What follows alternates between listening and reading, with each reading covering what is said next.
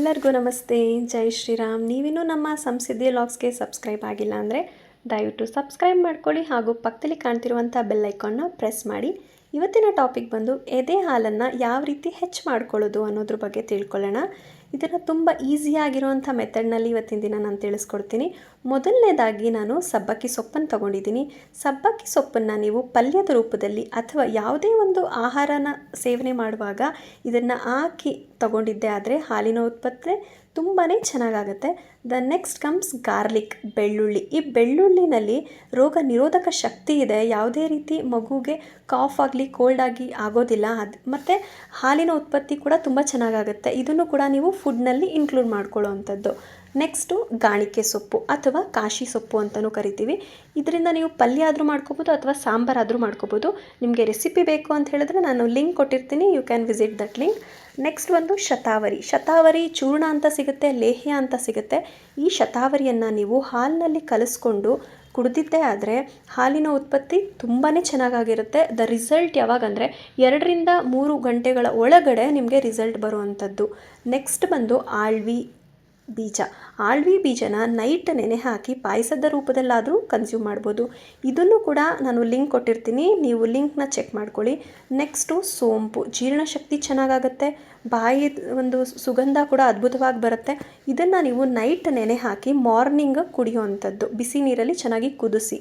Next ajwain ಅಷ್ಟೇ, night 1 table ಸ್ಪೂನಷ್ಟು ಅಜ್ವೈನ 1 glass of ವಾಟರ್ನಲ್ಲಿ ನೆನೆಸಿಟ್ಟು morning ಚೆನ್ನಾಗಿ ಕುದಿಸಿ ಸೇವನೆ ಮಾಡುವಂಥದ್ದು. ಇದನ್ನು ಮಾಡೋದ್ರಿಂದನೂ ಹಾಲು ತುಂಬ ಚೆನ್ನಾಗಿ ಬರುತ್ತೆ. ಓಟ್ಸ್ ಎಲ್ಲರಿಗೂ ಫೇವ್ರೆಟ್ ವೆಯ್ಟ್ ರಿಡಕ್ಷನ್ಗೆಲ್ಲ. ಈ ಓಟ್ಸ್ನು ಕೂಡ ನೀವು ಹಾಲಿನ ಜೊತೆನಾದರೂ ತೊಗೋಬೋದು ಅಥವಾ ಯಾವುದಾದ್ರೂ ವೆಜಿಟೇಬಲ್ಸ್ ಫ್ರೂಟ್ ಜೊತೆನಾದರೂ ಕೂಡ ತೊಗೋಬೋದು. ನೆಕ್ಸ್ಟು ರವಾದಿಂದ ನೀವು ಉಪ್ಮಾ ಆದರೂ ಮಾಡ್ಕೋಬೋದು ಅಥವಾ ಗಂಜಿ ರೂಪದಲ್ಲಾದರೂ ಸೇವನೆ ಮಾಡ್ಬೋದು. ಇದರಿಂದನೂ ಹಾಲಿನ ಉತ್ಪತ್ತಿ ಚೆನ್ನಾಗಿರುತ್ತೆ. ನೆಕ್ಸ್ಟ್ ದಾಳಿಂಬೆ ಹಣ್ಣು. ಈ ದಾಳಿಂಬೆ ಹಣ್ಣು ತಿನ್ನೋದ್ರಿಂದನೂ ಕೂಡ ಹಾಲಿನ ಉತ್ಪತ್ತಿ ಚೆನ್ನಾಗಾಗುತ್ತೆ. ಆದರೆ ಒಂದು ಕಿವಿ ಮಾತು, ಒಂದು ದಿನ ಈ ಸೇವನೆ ಮಾಡಿ ಮಗುಗೇನಾದರೂ ಕೋಲ್ಡ್ ಕಾಫ್ ಆಯಿತು ಅಂದರೆ ಅಲ್ಲಿ ಸ್ಟಾಪ್ ಮಾಡಿ. ಏನೂ ಆಗಿಲ್ಲ ಅಂದರೆ you can continue eating pomegranate. Next ಬಂದು ನೀರನ್ನು ಆದಷ್ಟು ಚೆನ್ನಾಗಿ ಯಾವಾಗಲೂ ಹೈಡ್ರೇಟ್ ಆಗಿದ್ದರೆ ನಿಮಗೆ ಆಗಲಿ ಮಗುಗೆ ಆಗಲಿ ಯಾವುದೇ ರೀತಿ ಪ್ರಾಬ್ಲಮ್ಸ್, ಕಾನ್ಸ್ಟಿಪೇಷನ್ ಪ್ರಾಬ್ಲಮ್ಸ್ ಆಗಲಿ ಅಥವಾ ಮತ್ತೊಂದಾಗಲಿ ಬರೋದಿಲ್ಲ. ನೀರನ್ನು ಚೆನ್ನಾಗಿ ಸೇವನೆ ಮಾಡಿ. ತುಂಬ ಜನ ಹೇಳ್ತಾರೆ ನೀರು ಕುಡಿಬಾರ್ದು ಅಂತ. ಆ್ಯಕ್ಚುಲಿ ನೀರನ್ನು ಕುಡೀರಿ, ಯಾವುದೇ ರೀತಿ ತೊಂದರೆ ಆಗೋದಿಲ್ಲ.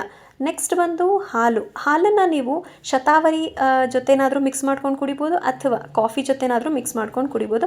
ಹಾಲು ತುಂಬಾ ಇಂಪಾರ್ಟೆಂಟ್. ಈ ಸಮಯದಲ್ಲಿ ಕ್ಯಾಲ್ಶಿಯಂ ರಿಚ್ ಆಗಿರುತ್ತೆ. ಈಗ ಹೇಳಿದ್ದು ಯಾವುದೂ ವರ್ಕ್ ಆಗ್ತಿಲ್ವಾ, ಆಲ್ರೆಡಿ ನೀವು ಮಾಡ್ತಾ ಇದ್ದೀರಾ, ಇಲ್ಲಿದೆ ನೋಡಿ ಒಂದು ಮ್ಯಾಜಿಕಲ್ ಟಿಪ್. ಅದೇನು ಗೊತ್ತಾ, ಆಕ್ಯುಪ್ರೆಷರ್ ಪಾಯಿಂಟ್. ಈ ಆಕ್ಯುಪ್ರೆಷರ್ ಪಾಯಿಂಟಲ್ಲಿ ನೀವು ಪ್ರೆಷರ್ ಕೊಟ್ಕೊಂಡಿದ್ದೆ ಆದರೆ ಖಂಡಿತವಾಗಿಯೂ ಯಾವುದೇ ರಿಸ್ಕ್ ಇಲ್ಲದೆ ಹಾಲಿನ ಉತ್ಪತ್ತಿ ಚೆನ್ನಾಗಾಗತ್ತೆ. ಮತ್ತು ಒಂದು ತಿಳ್ಕೊಳ್ಳಿ, ಯಾಕೆ ಹಾಲಿನ ಉತ್ಪತ್ತಿ ಕಮ್ಮಿ ಆಗಿದೆ ಅಂಥೇಳಿ. ನಿಮ್ಗೆ ತುಂಬ stress, tension, family tension, work pressure, ಮತ್ತು ಎಲ್ಲರೂ ಏನೋನೋ ಒಂದೊಂದು ಮಾತು ಹೇಳ್ತಿರ್ತಾರೆ, ಬೇಬಿ ಬ್ಲೂಸ್, ಈ ಥರದ್ದೆಲ್ಲ ಹಲವಾರು ಕಾರಣಗಳಿಂದ ಹಾಲಿನ ಉತ್ಪತ್ತಿ ಕಮ್ಮಿ ಆಗಿರುತ್ತೆ. ಯಾಕೆ ಅಂದರೆ ನಮ್ಮ ಹಾರ್ಟ್ಗೆ ನಾವು ಪ್ರೆಷರ್ ಕೊಡ್ತಿರ್ತೀವಿ ಅಲ್ವಾ, ಹಾರ್ಟ್ ತುಂಬಾ ಬಿಸಿ ಆಗಿಬಿಟ್ಟಿರುತ್ತೆ, ತುಂಬ ಹೀಟ್ ಆಗಿಬಿಟ್ಟಿರುತ್ತೆ. ಈ ಹಾರ್ಟನ್ನ ಸ್ವಲ್ಪ ಕೂಲ್ ಮಾಡ್ಕೊಳ್ಳಿ. ಹೇಗಪ್ಪ ಕೂಲ್ ಮಾಡೋದು ಅಂತ ಯೋಚನೆ ಮಾಡ್ತಾ ಇದ್ದೀರಾ, ಇಲ್ಲಿದೆ ನೋಡಿ ಹೇಳ್ಕೊಡ್ತೀನಿ. ನಮ್ಮದು ಲೆಫ್ಟ್ ಹ್ಯಾಂಡ್ ಇದೆ ಅಲ್ಲ, ಲೆಫ್ಟ್ ಹ್ಯಾಂಡ್ ತೊಗೊಳ್ಳಿ, ಕಿರು ಬೆರಳನ್ನು ಯೂಸ್ ಮಾಡ್ಕೊಳ್ಳಿ. ಕಿರು ಬೆರಳನ್ನು ಮಡಚಿದಾಗ ಒಂದು ಪಾಯಿಂಟ್ ಸಿಗುತ್ತೆ ನೋಡಿ, ಅದೇ ಒಂದು ಪಾಯಿಂಟು. ಆ ಪಾಯಿಂಟ್ಗೆ ಒಂದು ಪೆನ್ನಲ್ಲಿ ಅಥವಾ ಪೆನ್ಸಿಲ್ನಲ್ಲಿ ಮಾರ್ಕ್ ಮಾಡ್ಕೊಳ್ಳಿ ಈ ರೀತಿ, ಓಕೆನಾ. ಎಲ್ಲಿ ಅದು ಕಿರುಬೆರಳು ಟಚ್ ಆಗಿದೆ ಅಲ್ಲ ಆ ಪಾಯಿಂಟು. ಸೊ ಅಲ್ಲಿ ಒಂದು 20ರಿಂದ 30 ನಿಮಿಷ ಈ ಥರ ಪ್ರೆಸ್ ಮಾಡಿ, ನಿಮಿಷ ಅಲ್ಲ, ಆ ಥರ ಪ್ರೆಸ್ ಕೊಡಿ. 1 2 3 ಅಂತ ಹೇಳಿ 20 ಟೈಮ್ಸ್ ಪ್ರೆಸ್ ಕೊಡಿ. ಪ್ರೆಷರ್ ಕೊಟ್ಟು ನೋಡಿ ಯಾವ ರೀತಿ ಹಾಲಿನ ಉತ್ಪಾದನೆ ಆಗುತ್ತೆ ಅಂತ ಹೇಳ್ಬಿಟ್ಟು. ಇದೊಂದು ವಿಡಿಯೋ ನಿಮಗೆ ಇಷ್ಟ ಆಗಿದ್ದರೆ ದಯವಿಟ್ಟು ಲೈಕ್ ಮಾಡಿ ಹಾಗೂ ಸಬ್ಸ್ಕ್ರೈಬ್ ಮಾಡಿ, ಶೇರ್ ಮಾಡಿ, ಕಮೆಂಟ್ ಮಾಡಿ. ಎಲ್ಲರಿಗೂ ಆ ಸ್ವಾಮಿ ಆಂಜನೇಯ ಒಳ್ಳೇದು ಮಾಡಲಿ ಅಂತ ಬೇಡ್ಕೊಳ್ಳೋಣ. ಜೈ ಆಂಜನೇಯ.